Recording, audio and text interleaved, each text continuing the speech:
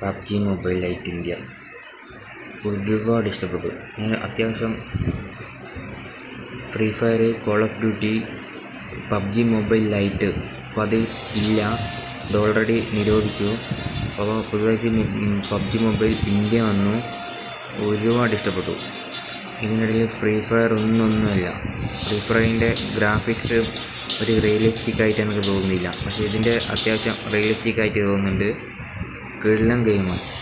So ഏറ്റവും വലിയ പോരായ്മയായിട്ട് എനിക്ക് തോന്നുന്നത് വെച്ച് കഴിഞ്ഞാൽ അഡിക്ഷനാകാൻ ചാൻസ് ഉണ്ട്.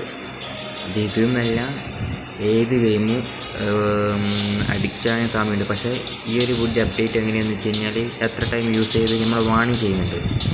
പിന്നെ ലിമിറ്റ് കഴിഞ്ഞാൽ പിന്നെ നമുക്ക് ഗെയിമിലേക്ക് കളിക്കാനാകുന്നില്ല. അപ്പോൾ നല്ല നല്ല ഫീച്ചേഴ്സ് ആയിട്ട് കിടിലൻ ഗെയിമാണ്.